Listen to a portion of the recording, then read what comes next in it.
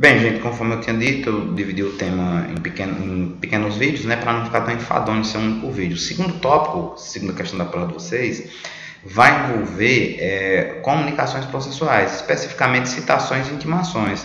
Então, vou aproveitar agora para fazer umas breves lembranças sobre esse tema, né?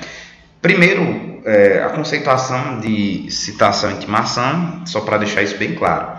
238. A citação é o ato pelo qual são convocados o réu, o executado ou interessado para integrar a relação processual. Então, aquele convite para que o réu possa participar do processo, que ele tenha consciência, saiba o que é o processo, participe do processo, exerça o contraditório em ampla defesa, é o que a gente chama de citação. Intimação, por sua vez. A intimação é o ato pelo qual se dá ciência a alguém dos atos e dos termos do processo. Então, pela intimação, se dá conhecimento de que algum fato do processo está para acontecer ou já aconteceu. Por exemplo, feito a petição inicial, o juiz, entendendo que todos os requisitos estão presentes, ele vai fazer, conforme vocês já sabem, um despacho inicial positivo. Por esse despacho inicial positivo, ele manda citar o réu para integrar a relação processual e oportunamente apresentar a sua defesa, e também manda intimar da audiência de conciliação ou mediação que acontecerá em data futura. Então, uma comunicação para participar do processo, que é a citação, e a outra comunicação para participar da audiência, que é a intimação. O que mais vai interessar vocês nesse momento, focando mais em relação à prova, né? As formas de citação. Artigo 246, ele diz quais são as formas de citação e os seguintes vão detalhando como é que acontece cada forma de citação. Diz, a citação será feita pelo correio, 2, por oficial de justiça, 3, pelo escrivão ou chefe de secretaria, se o citando comparecer em cartório, 4, por edital, 5, por meio eletrônico, conforme regulado em lei. Parágrafo 1º diz, com exceção das microempresas e das empresas de pequeno porte, as empresas públicas e privadas são obrigadas a manter cadastro no sistema de processo em autos eletrônicos para efeito de recebimento de citações e intimações, as quais serão efetuadas preferencialmente por esse meio. O disposto no parágrafo 1º aplica-se à União, aos Estados, ao Distrito Federal, aos municípios e às entidades de administração indireta. Como, de uma forma mais geral, a gente está passando agora por um processo de digitalização no Brasil, dos processos, essas citações feitas por meio eletrônico ainda, pelo menos na prática que eu tenho conhecimento, ainda não estão acontecendo.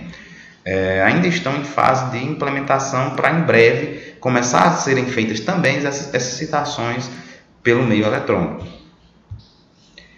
O artigo 247 ele vai detalhar a regra geral, que é a citação pelos correios. Então, via de regra, citação é feita pelos correios, pela empresa de correios. Essa é a regra, essa é a lógica. Quando é que não é feita pelos correios?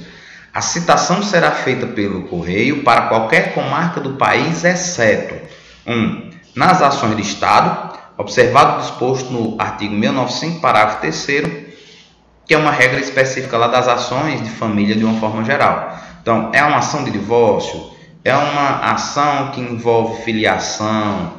Essas ações, essas citações, elas têm que ser feitas por oficial de justiça, não podem ser feitas mediante correio. 2. Quando o citando for incapaz, entrou com ação contra um incapaz, não pode ser feita por correios, tem que ser feita por oficial de justiça. 3. Quando o citando for pessoa de direito público, se você entra com uma ação contra a União, se você entra com ação contra o Estado, o município, autarquia pública, fundação pública, essa citação ela tem que ser feita mediante oficial de justiça. Detalhe, gente, que é muito importante isso. Se não for entes que participem da administração direta ou indireta, quais sejam autarquias e fundações, em outras palavras, se forem empresas públicas ou empresas de economia mista, não se aplica essa regra que a gente está falando, da citação ser por oficial. Segue a regra geral da citação ser por carta. Então, prestem muito bem atenção. É uma empresa pública, por exemplo, os Correios, uma Caixa Econômica, ou então é o Banco do Brasil, que é uma sociedade de economia mista. Para esses três, se aplica a regra normal. Qual é a regra normal? Citação sendo feita por envio de carta através dos correios, dos próprios correios. Então, prestem bem atenção nessa informação. Voltando aqui, quando citando o residente em local não atendido pela entrega domiciliar de correspondência. Caso o réu ele reside em um local que os correios não atendam, né? Então, aí o correio não atenda, será feito por oficial de justiça. 5. Quando o autor justificadamente a requerer de outra forma, requer que seja feito de outra forma, explicando o porquê. 249. A citação será feita por meio de oficial de justiça nas hipóteses previstas neste Código, 247 acabou de mostrar, ou em lei, ou quando frustrada a citação pelo correio. Então, tentou ser pelos correios também e não foi possível, o endereço, por exemplo, não tinha ninguém para receber a correspondência naquele dia, porque a correspondência, gente, ela tem que ser enviada com aviso de recebimento. Não é só, por exemplo, colocar na caixa de correio, não funciona dessa forma. O correio, ele leva a carta, tem que ter alguém para receber a carta, assinar o aviso de recebimento. Quem deve fazer a assinatura do aviso de recebimento é o próprio réu, pessoa física. Pessoa física não pode ser outra pessoa, tem que ser o próprio réu. Ah, mas no dia, no local, tinha a mãe, tinha o irmão. Não pode. É o próprio réu quem tem que assinar o AR. E segundo, se for uma empresa jurídica, se for uma pessoa jurídica, uma empresa, etc., se for uma pessoa jurídica, quem tem que assinar é o responsável, o diretor, o responsável, o gerente daquela empresa, ou o funcionário responsável por recebimento de carta, por exemplo, o porteiro, o secretário, né, a secretária. São as pessoas que podem receber essa correspondência em nome da pessoa jurídica e assinar. Adiante, 256 vai falar da citação por edital e diz: a citação por edital, muito importante também essa regra, a citação por edital será feita quando desconhecido ou incerto citando, não sabe quem é o réu do processo, o réu é ignorado, a gente já discutiu algumas possibilidades em sala. 2, quando ignorado, incerto ou inacessível o lugar em que se encontra o citando. 3, nos casos expressos em lei. Um exemplo dos casos expressos em lei é quando acontece o uso capião, né? É necessário no uso capião a citação de todos os interessados por intermédio do edital. Então vamos lá, ler alguns parágrafos. Parágrafo 1º. Considera-se inacessível para efeito de citação por edital o país que recusar o cumprimento de carta rogatória. Então, aqui para uma situação internacional, Brasil, alguém entra com um processo no Brasil precisando citar, por exemplo, um réu que mora na Islândia.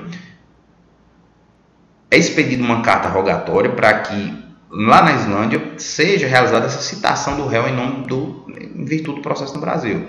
Caso a Islândia se negue a fazer isso, dizendo que lá não vai cumprir essa carta rogatória, aí será considerado o réu em lugar incerto, conforme o parágrafo 1º, e aí terá que ser publicado edital. Parágrafo 2º. No caso de ser inacessível o lugar em que se encontrar o réu, a notícia de sua citação será divulgada também pelo rádio, se na comarca houver emissora de radiodifusão.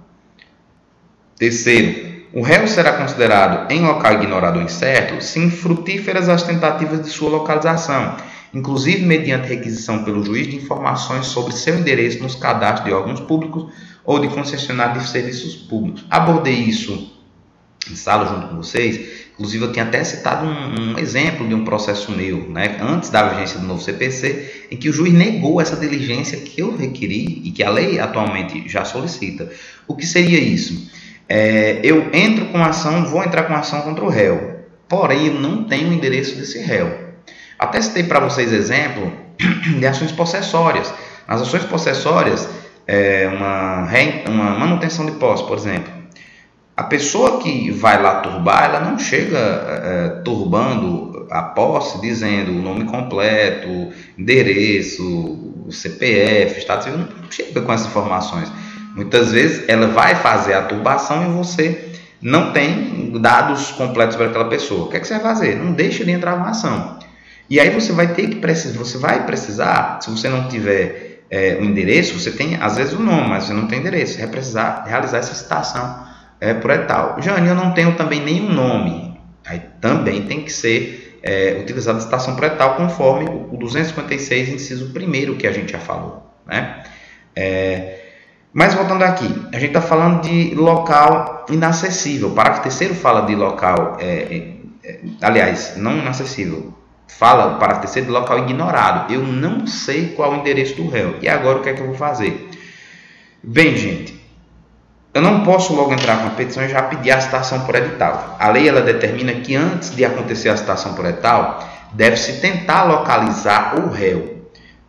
Então, eu peço para que o juiz, na minha petição inicial, vou fazer o requerimento de que o juiz diligencie, buscando informações, oficiando repartições públicas, vai buscar informações do endereço do réu, oficiando, como diz aí, órgãos públicos, concessionários de serviços públicos. Então, na prática, o que é que o juiz deve fazer?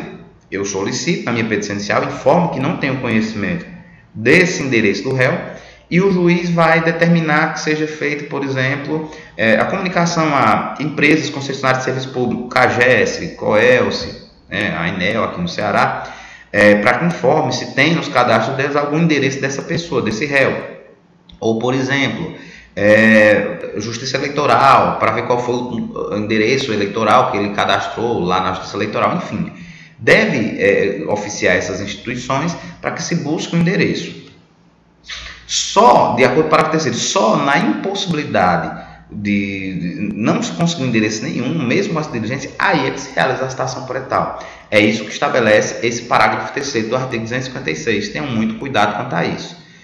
Bem, gente, a gente encerra agora essa questão das comunicações processual. Vou encerrar mais um vídeo, já já a gente retorna com outro conteúdo.